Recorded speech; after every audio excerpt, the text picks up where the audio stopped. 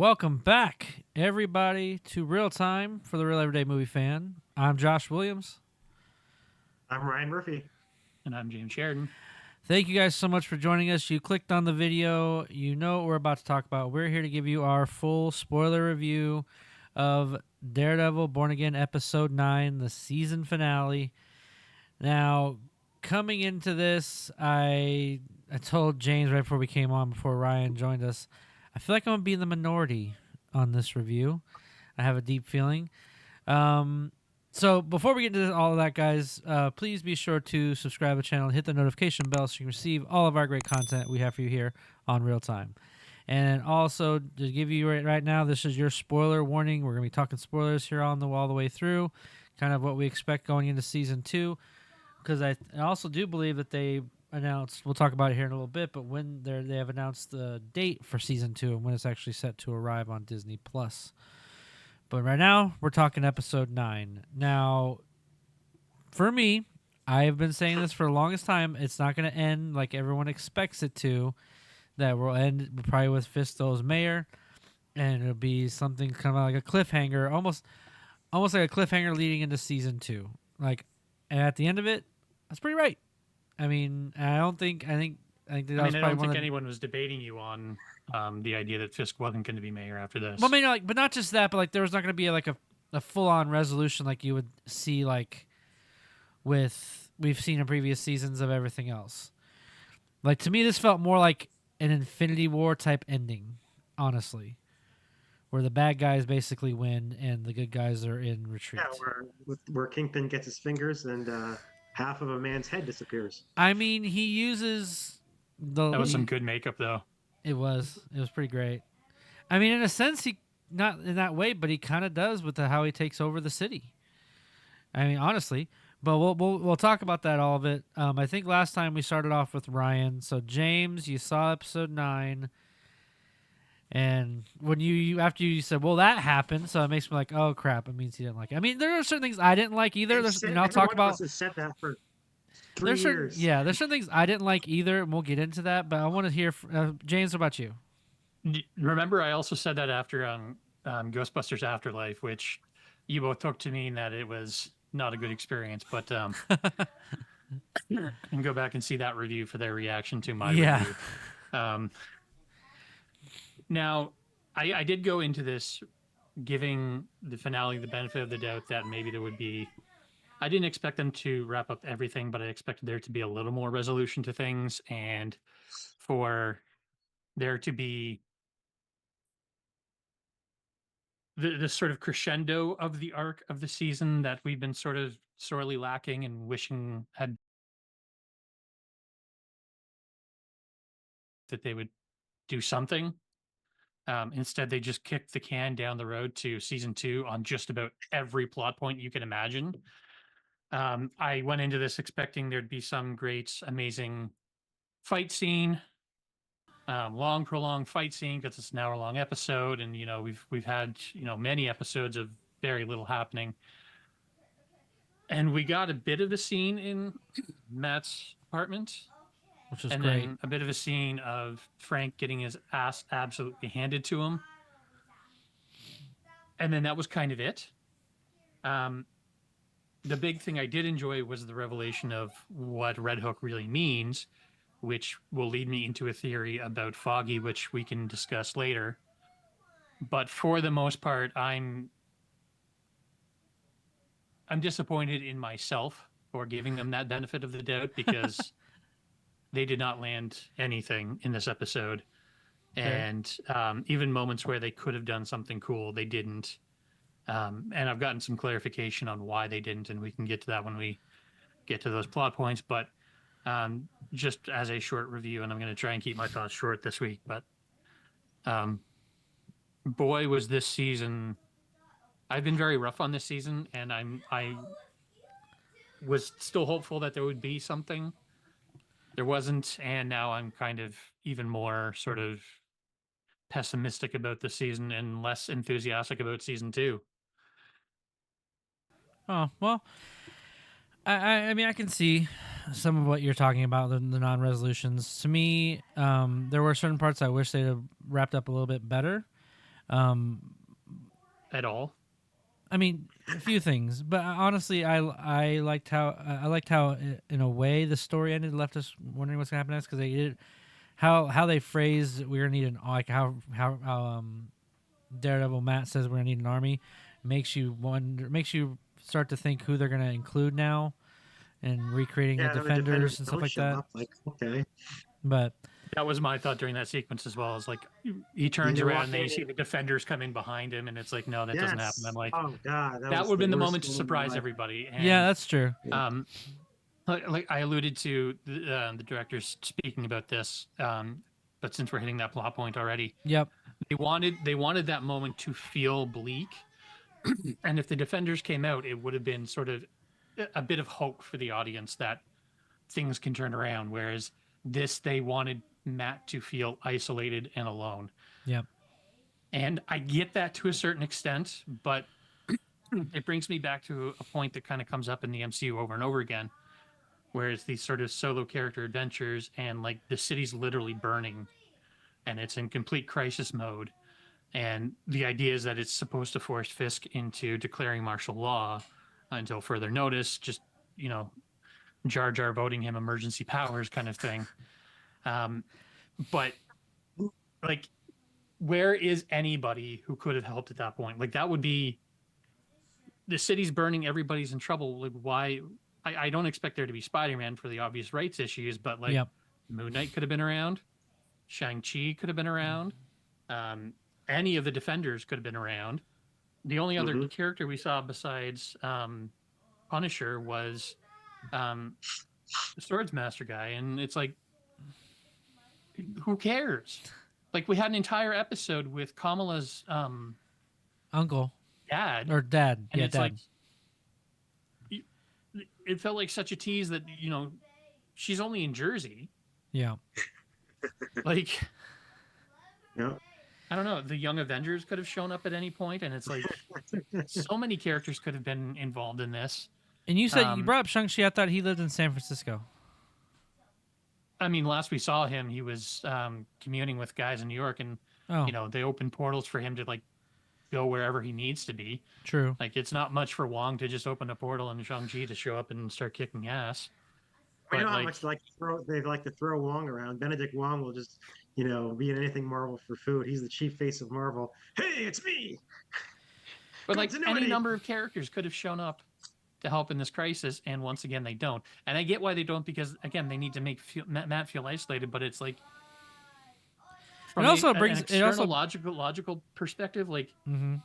it kind of stretches credulity, that like it stretches the imagination, that like, It also we're addresses supposed to that. be in a shared universe, and the only time we're in a shared universe is when it's a big movie, Yeah, and also or to me when they're in a bank for some reason. it addresses the idea of like for these superheroes like Shang-Chi and some of the others, like the level of threat assessment, I guess you could say, because like they're handling much more bigger things than the mayor who's declared martial law. So it's that idea of like street level heroes versus the grandeur more heroes. That makes sense. Traditionally, Shang-Chi and, you know, Moon Knight were street level heroes. Spider-Man was a street level hero.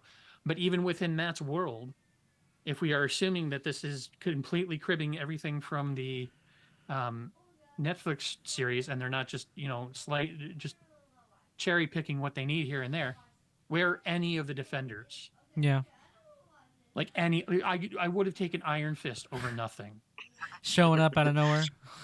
Colleen Wing could have shown up and been, you know, way more useful. And it's like, I don't know. I get it. No, trust me. I understand where they're going with. I said I was going to be succinct with my thoughts on this, but I don't know. I'm just frustrated. Yeah, Ryan, what about you? I would say this season we were hopeful in the beginning, and then we're like, what's going on here? What are they doing? Or what's that? Now we're like 6 episodes in.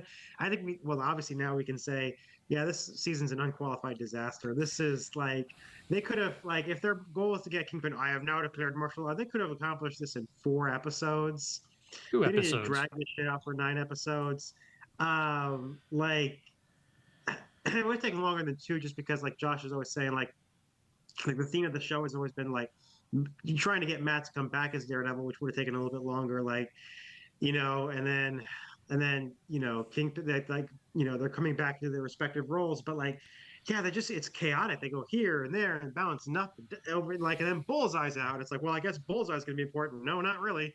Um, Literally, Bullseye comes back for the and he shoots Kingpin, and Matt jumps in front of the bullet. And last week I was like, well, I wonder why he jumped in front of the bullet. Did he have any ulterior reasons, or was it just this bullshit motive of it's the right thing to do? Which, of course, it's not. Like, it's like, and of course, it kind of is that. But he also just kind of says, "That's a good question." Taking the bullet doesn't have any bearing on the plot. He gets right back into action. Bullseye doesn't have any bearing on the plot. None of it matters. It's complete structurally garbage season. I wouldn't say it had an impact to the episode. The bullet wound actually still hindered his ability to fight to his optimum level. But he's hindered in almost every fight because he gets injured in every fight anyway. Yeah, but that's different than a bruise and a bullet hole. Come on, let's be real, guys. No, but let's be real. Point, this is a horribly paced season. Horrifically. The bullet could be thematically something important. It could be character-wise something important. It doesn't have to be necessarily impactful on the fight. But because it's supposed to be this big cliffhanger moment at the end of episode 8, you'd think that it would have some sort of impact on story, character, something. And it's just kind of like, well, he can just kind of muscle through it.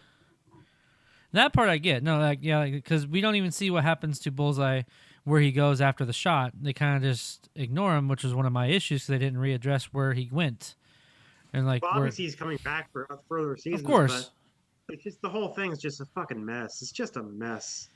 I wouldn't call it because the original season when it was being developed as being as we all know, ignoring the Netflix continuity and being its own thing, but they still had Charlie and Vincent coming back, obviously because they've been in other Marvel Studios stuff. But that was going to be 18 episodes, and they said it was going to be like multiple story arcs. It wasn't going to be totally like one big 18 episode season. And I'm really wondering what that was now. What about it was working so badly they had to go with this shit? No, you realize that it's not whatever you say this shit. It's actually a mixture of what they did before and then reintroducing new stuff. And you can kind of see the stuff that they were doing before was more episodic. Huh? Even the stuff they were doing from previous seasons were like ham-fisted in, or like an episode and a half, and then disappeared. And then would come back periodically in little snippets here and there throughout the rest of the season. And it's like, it's not interwoven into anything. You can excise most of it, and most of it doesn't really matter. The only thing that seems to matter is Foggy finding the Red Hook stuff. And it's like, they probably, like, Matt could have stumbled upon that some other way. Like, I don't see where the connection between the two of them is supposed to be, what the big plan for the season they were going to do was and where it was going. But it's like, yeah, I don't know, we get this like sad mishmash of both that aren't neither is satisfying. And that's fair. It is very fair. For me, it is a mess. I wouldn't call it a mitigated disaster because there's still for me a lot to love and look forward to for season 2. There was a lot there that it doesn't live up to the Daredevil name as far as how good the previous seasons were. Because they did bring on a lot of people from Netflix to help them create the show. And then, yeah, they were shooting stuff already, and they didn't like what they were doing, so they went ahead and rewrote and then kept what they had and just reorganized it. It's kind of like what happened with Justice League almost, in a sense. Because they were shooting some stuff, and then they brought someone else on, and then they all kind of went jumbled and went crazy. I mean, that's how I compare it to. It was a mess, but that to me makes me wonder what season 2 is going to be like, since they actually have now a formal plan to help tell this story. So I don't know that they do. I hope so too. I mean, I hope so too, because now they actually have a way to go forward. So the one thing I did love I mean, of course, the camera work with the fight scenes to me was amazing, especially in the room where they kind of do a couple one takes where they kind of follow what the Punisher does in his fighting, and then what he also does after that. Like they'll follow, like the camera will follow Punisher fighting his guys, then they'll move the camera and move it over to Matt. Like those kind of one take things are really fun for me. I enjoy watching those. I'm glad that they kind of veered away from his girlfriend, probably not ex-girlfriend, now that she's working for Fisk. I'm hoping that that kind of takes away, because now that Karen's back in it, which I was happy to see, and I think, James, you said she was coming back, and I was happy to see that. I wasn't sure she was coming back, and by the time we got to this episode, I had assumed that they'd drop those plot lines entirely. So I was super excited to see her come back, but yeah, I had no confidence that it was actually going to happen. yeah. And so I love the idea that like the coffee, which in Luke Cage is established coffee is a metaphor for sex. And he's like, "Hey Karen, you want some coffee?" No. "Hey Matt, you want some coffee?" "I'll take a cup." But he's like, "I heard your heartbeat." "Oh, what was it like? I heard your heartbeat around Frank. What was it like when I saw you?" Yeah, she Yep. wants both No those. Oh God, Ryan, you're ridiculous, sir. You're ridiculous. No. I will say the one thing that did bother me some, logically speaking, is either A, Punisher getting captured in the first place, or B, even if he got captured, the fact that they left him alive for plot armor reasons. That part did bother me because, logically speaking, if he was telling you guys off the way he did, you would kill the threat. These are bad cops, for crying out loud. So to keep him alive just for live's sake, so he can have his special presentation, I did not like. Now, if Moreover, maybe what the fuck was that post-credit scene? huh? What the fuck was that post-credit scene? Anthony Petruccio. Like, to remind us that he's alive? We know he's alive. We saw him when they were doing the Well, crawl no, across they with them, and like it's Didn't insinuating he escape. broke Nothing out. escaped. It's There was just, no point in that. it's insinuating he broke out so then he can get a special presentation show. Which again is a problem for me because So they could have fucking easily stupid. had him escape from getting beaten up in the chair in the first place. Like instead of just or not have him go at all. Yeah, come on, he would have done it regardless. You know, Punisher goes in, basically how he did, just goes in head first, doesn't really, plan sometimes. Because they're consistent about when the Punisher actually is characteristically in character. I say last week we were talking like, oh, I think Josh was like, oh, I think he's gonna stop Matt from killing a guy. No, Like, that Yeah, wasn't me. that part I did That not wasn't me like. saying Okay. I think that wasn't me saying I think it was going to happen. I was saying it would be an interesting twist if Mhm. Matt was pushed to that degree and it was Frank that talked him down. I didn't say it was going to happen. Okay, That would have been But nice. I do have to gloat a little bit because what I was saying was basically totally confirmed, which is Frank is like, man, you're still such a pussy. That's And that part I did not I've like. seen I did not like it necessarily that they went that route either, because But that's Frank's character. That's who he is. He's not But like they're not consistent about Frank's character. evidence shows that that's the contrary to it. From looking at the previous season, it's contrary to that. So, like I said, it's not consistent, which Like, is kind of a sad part for me. Frank's entire character is I'm going to continue killing all of these scumbags no matter what, except his entire arc in the second season was I'm only going after the people who are responsible for my family's death. Once I'm done that, I'm out of this life for good, and he goes off to try and live a normal life, which is completely antithetical to Frank's entire MO. That was the entire basis of his first Punisher season was I'm going to go live a quiet life. And it's like, that's not what Frank does. Yeah. So they're not consistent with how they treat this character. And it wasn't about Frank's character in my suggestion of that moment. It was about Matt's character. Yep. Well, I think you guys are like this, that they so John Bernthal is in this new movie, The Accountant 2 with Ben Affleck. Yep. So they're doing press together. One of the reporters was like, obviously, like, you're on with Daredevil, and now you're in this movie with Daredevil or something, with Ben Affleck with that Daredevil. And so he said something about that, and Ben Affleck responded, well, his Punisher is good. But he also admitted he hadn't actually seen any of the Marvel stuff, like the Daredevil or Punisher stuff. He said, I'm sure it's great. What's his name again? The guy doing it? Yeah, he hasn't, which kind of surprised me because he was such a big Daredevil fan. That's why he took the role. But Probably got I sour liked grapes Thomas from that. Jane for the record. I didn't think he was bad. I just thought he had a shitty script. True. I thought he was great, and I thought that's fucking Daredevil. And then I saw Charlie Cox. I'm like, that's fucking Daredevil. Yeah, for sure.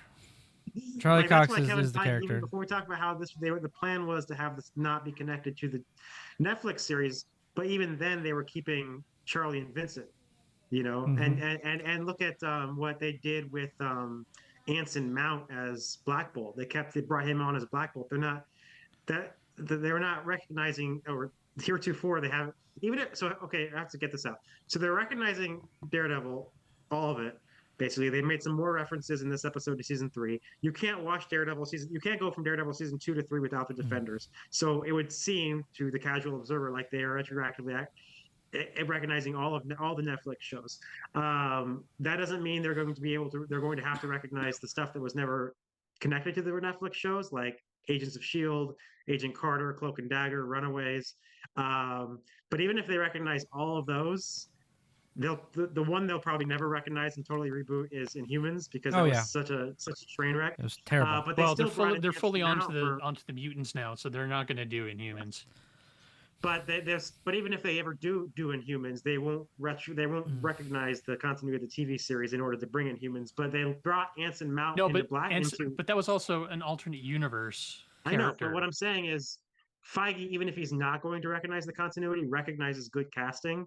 And he's like, why fuck with it? Well, so even when this wasn't going to be connected to Netflix, he still brought in Charlie and Vincent because he's like, fuck it, those were good choices, you know? So, like, Charlie just fucking is Daredevil. I mean, and I know I've been a little bit hard on Vincent as Kingpin, but I will say this season he's been he's been kind of changing my mind a little. Yeah, for me, Vincent D'Onofrio really did come out as Kingpin more and more in this season than ever before.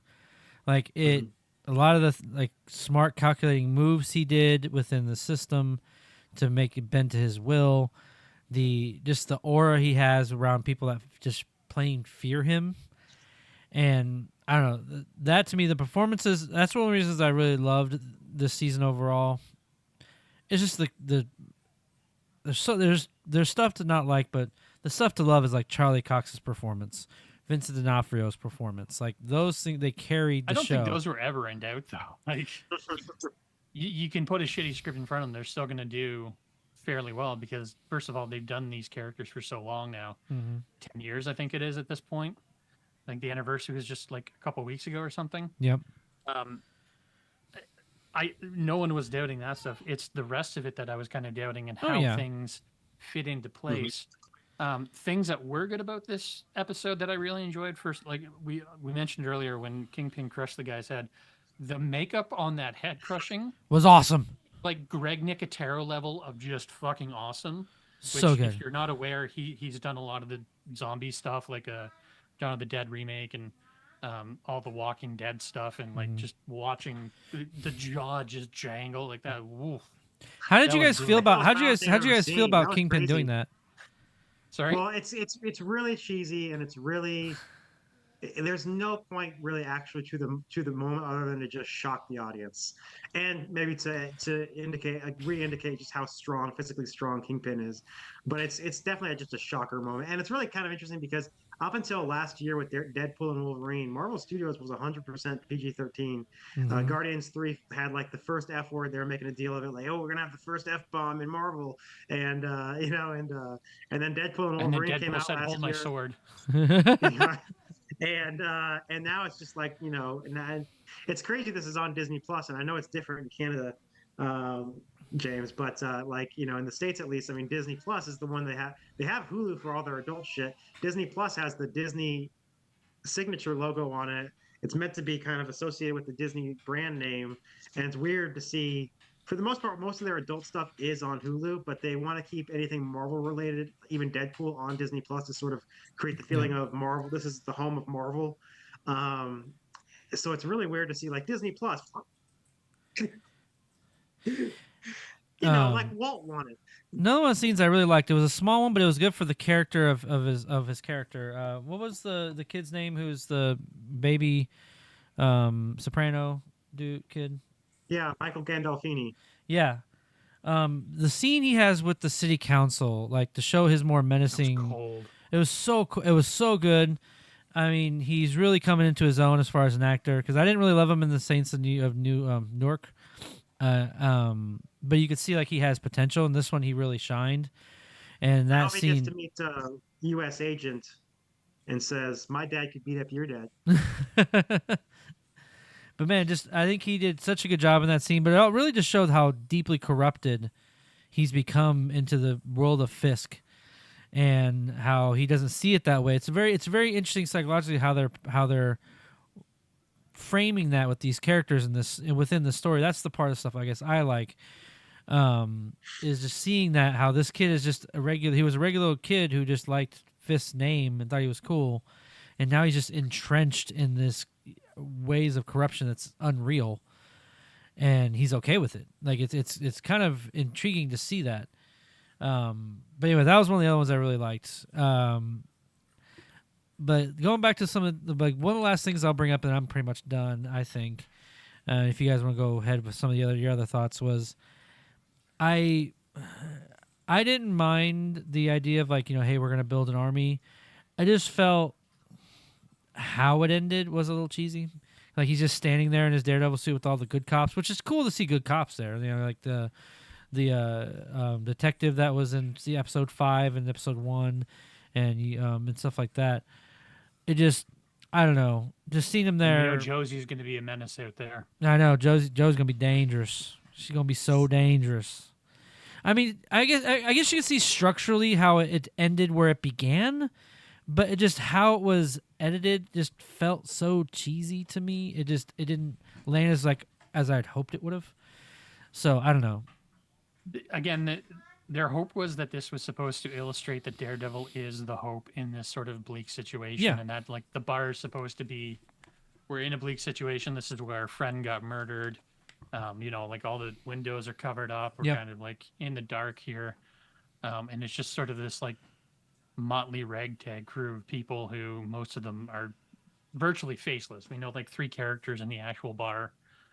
And that's why I was hoping that we would see someone walk out, or other familiar faces in the bar that would have some sort of influence on things. Instead, we're left with this kind of idea of, like, this is going to be like the people's cause to rise up and do things. But it's like, okay, but how do we get there from here? Like, I don't see the connection. I guess that's what the story will have to be in season 2. Mm-hmm. But I'm not left with, like, at least with, like, Empire, the way you end Empire or Infinity War, you end it on the downer note. You end it on the bleak note. You don't have this rousing speech at the end that's supposed to mark hope. It's like, things have gone to shit. We're in trouble. And how do we get out of this thing? Right. Whereas this is like, okay, it's bleak, but now we have this one person who's supposed to be a representation of hope. And it's like, it's kind of falling on deaf ears. And I don't think it landed the way they wanted it to. I don't know. Maybe other people felt differently, but it's like, I felt it was super cheesy without having something else kind of step in to say, we're not alone. Right. There's something else out there to give us that hope and to give us that hook. And that's why I was kind of hoping the Defenders would step out, because one, that would be an incredible secret that they've kept this well for that long, because people have been demanding to know when the Defenders are going to come in, and everyone's been super sort of coy about it, to, like, not quite an Andrew Garfield degree of it, but it's like, we feel like it's eventually going to happen, but it's just sort of like when and where. And right. I feel like this would have been the perfect moment to not only surprise the audience, but, like, leave us on that fist pumping fuck yeah kind of moment, right, leading into season 2, and give us something to want. I think it would have been amazing if they're all standing there. It's a big serious moment, and you hear the toilet flush, and Jessica Jones walks out of the bathroom with an empty whiskey bottle. She goes, "Hey, you're out of whiskey." Oh my god, that'd have been way more cheesier. But I mean, I think that would have been more in character than her just kind of, like, stepping out of the shadows. But that's true. Like, just something, give us something to kind of hang our hat on for intrigue going into season 2, because now I'm not really looking forward to it. And like, I don't even mind, like, if they had just left it on the sour note, that's fine, because again, you go back to Infinity War where it ends on sort of the sour note. You end on Empire where it's like, okay, Luke's got a robot hand now and they're kind of staring off into the galaxy, but it's like, we've kind of lost, we're kind of licking our wounds, and it's like, and I think that's what they were going for. A hopeful moment doesn't feel right. And I think that's what they were trying to go for. Like, they're just licking their wounds inside Josie's, but it just didn't. I don't know. It just wasn't edited as well as it could have been to be a little bit better, because they did intercut. They did intercut B-roll of, like, seeing the cops, the Punisher task force out there. They did a lot of stuff like that, and actually seeing the girl, the niece of White Tiger. Yeah. Seeing her and, like, things like that. Like, I don't know. Just it was cut much differently than I think they were trying to go for. I I guess think like you if you said. have someone like Karen do a voiceover for that, and it's not Matt, and you don't hang your hat on Matt being the point of hope, Yeah. you just have everyone looking sullen around the bar, and then have Karen, because she would be someone who could rally people, having been a Right. former writer and whatnot, having had to try and connect with people. I think she would have been a more interesting character to kind of give a similar kind of speech. And she's always been sort of a point of hope for Mm-hmm. the series, and a point of sort of like Connective tissue. connective tissue, and sort of like a center of the universe kind of thing for all the other characters to kind of rotate around, and Mm-hmm. especially Matt to kind of like be connected to without being Now, direct Ryan, with it. But like, I don't know. I found the ending kind of dour. Now, the thing that I did kind of find intriguing, and really fucking too little too late on this, but it is the one thing that's going to have me interested in what they do in season 2, was the revelation that Red Hook is an unincorporated territory, yeah, and that it's basically it's a free port. basically open water for them to do whatever the hell they want, Yep. and that they're aware of it. Which at this point, I'm landing in the camp that Foggy is dead, dead, dead, dead, dead. But I think the Red Hook thing is the thing that could be how they excuse him being dead and bringing him back. In that, I think he actually died in the moment on the sidewalk outside of Josie's, and then they resuscitate him in the ambulance, but let everyone think he's dead. And one of the alphabet agencies, CIA, FBI, whoever, connects with him, and they're aware of what Vanessa is doing, and they're investigating it, but they can't let him reveal that too early. So they let Vanessa kill his client, and then potentially kill him. And if he comes out clear, because he knows so much, he's going to end up being a star witness at That would be interesting. at the Trial. eventually, when Kingpin does fall, or Vanessa falls, whoever it is that they end up going to trial for, and that's when they reveal that he's not been dead. However, I do think that they've just murdered the best character in the entire franchise. That would be a cool twist, though, at the end of season 2 or something like that. That'd be pretty sick. Ryan, do you have anything else you want to add? Because I have one last question for you guys for looking forward to season 2. I'm gonna go with it. Okay. My last question I have for you guys is, now that it insinuates that they're getting the Defenders back together, do you think now Marvel might announce like special presentations for like Jessica Jones or like Luke Cage and maybe Iron Fist together for their special Yeah, presentation? Heroes for Hire would be cool. Yeah, but Yeah, Heroes for who knows? Hire. If I they mean, did it, Marvel's got a lot- if they did a standalone Heroes for Hire, that would be great. But I think if they're going to incorporate them into this, it's just going to be as secondary characters in Matt's story. Unlike Netflix, I don't have enough confidence that these characters individually can carry shows anymore. Like, each of their last seasons were bleak, not Very great, and like they'd kind of run out of steam and ideas. Which sucks, because casting on Jessica Jones and Luke Cage were outstanding, and I'm willing to give Iron Fist one more try. And then like some of the supporting characters like Colleen Wing and what's her name, the cop with the robot arm now. I Misty forgot her Knight. name. Misty Knight. Misty Like Knight. those are all Heroes for Hire. I could see them doing a Heroes for Hire, even one shot, and that would be fine. I'd have no problem with that. But if they're going to bring them back, I think it's just going to be secondary characters in a Daredevil story. Gotcha. Okay, I was just curious.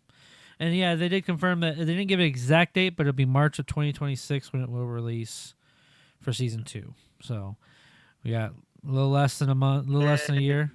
I'm still excited. They didn't quite stick the landing, but to me, it's still Daredevil. It's still I'm still gonna rally my support behind it, because I do not want like all this build up for us to. Yes, they didn't have a great season, but the less interest is there, the less we will not get like further seasons of Daredevil and having Charlie Cox as Daredevil. Even though people have been clamoring and dying and wanting him to come back, but if the interest isn't there, if the support's not there, then we won't get him. If the quality's not there. Huh? If the quality's not there. I mean, I'm gonna end up watching it anyway, but Yeah, exactly. I don't watch my anything. enthusiasm for it is very low at this point because this season, I'm not going to call it an unmitigated disaster like Ryan, but I'm going to call it a disappointment, a tremendous disappointment. Which, Well, if you've had parents before, you know what an admonishment that I'm not that angry. line I'm just is. disappointed. Yes, exactly, and that's how I feel about the show. I'm not angry. I'm just disappointed. Well, given that, and you guys said you had to wait till the end of the season, final scores. Oh, dear. Ryan. Huh? 2 out of 10. Jesus. Okay. 4. Well, 4. that's who Matt's praying to, that it gets better. Damn. Whew. Yeah, and I think that might be my lowest score I've ever given. Yeah, that really has been. Maybe I'm gonna, no, I might have given Justice League a lower score, but I can't remember. What did you if say? I didn't, I want to give Yes? Justice League a 1. This one I'm going to give a 4. Okay. I'm gonna give it a 6.5. Again, there's problems. I couldn't give it a straight 6. I want to pretend it's better than it is, so that we keep the interest up. No, it's Like, not that. I'm gonna be flat out honest. There's things I admission, didn't like. There's things Like I a did like. politician, we're like, we got him. No, there's things I Shit, didn't like. right. There's things I did like. But I'm not gonna sit here and say that it didn't have problems. It did. It was not fully congruent. It wasn't not fully not congruent. That's the wrong way to say it. What's the word I'm looking for? I can't think of it. The word's gone. Your little infighting there for a moment just gave me a little whimsical moment of, boy, I've missed this. No, and just because I said that doesn't mean I'm not going to be honest about that. Yeah, it had problems, but there's also a lot of good stuff in it. There's a lot of great editing moments. There's a lot. The action was fantastic. The acting was great. There were certain plot points that I did enjoy. There's certain plot aspects of the story that I did enjoy. But I'm not going to sit here and say that it was like, a total mess. It was a mess, but not a total mess. There's a lot to me to look forward to for season 2, even though I was, like you said, I was a little more disappointed than what I had hoped in my head. Especially, give it to me, the first episode was on such a good start. Like, first episode to me was awesome. It was incredible. And then it kind of went on, and then the problems, which is why they had to go the rewrite, started to show. So, I mean, I think it's probably pretty telling that the most enjoyable episode of the entire season was your filler episode in a bank, which was still that good. had nothing to do with anything, and it's like I had more fun with that than I did with the rest of your series. So Yeah. please do something better in season 2. Take this as a learning opportunity, because it's entirely No, possible they could too learn late from for their that. mistake and improve. But What's that, Ryan? Said it's too late to take it as a learning opportunity. They're well into filming. Yeah, they are. Like, it's There's already been leaked photos and I everything. don't even say well into filming. They filmed some stuff. Like it's not impossible for them to go back to the drawing board and rework did it stuff, and this before. time actually rework it for good. Right.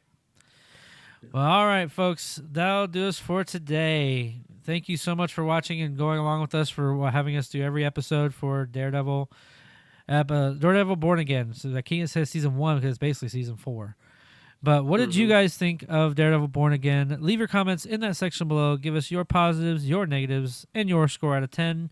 Are you Ryan, where it's just a total mess, a mitigated disaster? Or James, where he's just not angry, he's disappointed, where I'm just, I'm disappointed, not full, I'm not completely happy. But It's also, like that guys, parent, I'm disappointed, but I still love you. And then I'm like the dad who's like, okay. I don't. Also, guys, if you like what you watch, you like what we provide here, please make sure to subscribe to the channel and hit that notification bell to receive all. Yep.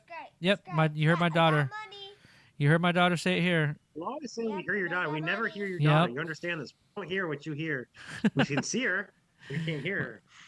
She's right there. You didn't hear that? Or she said she tells everybody to subscribe. So you heard from my daughter. She said subscribe. All right, guys. That'll do us for today. Again, I'm Josh Williams. I'm Ryan Murphy. And I'm James Sheridan.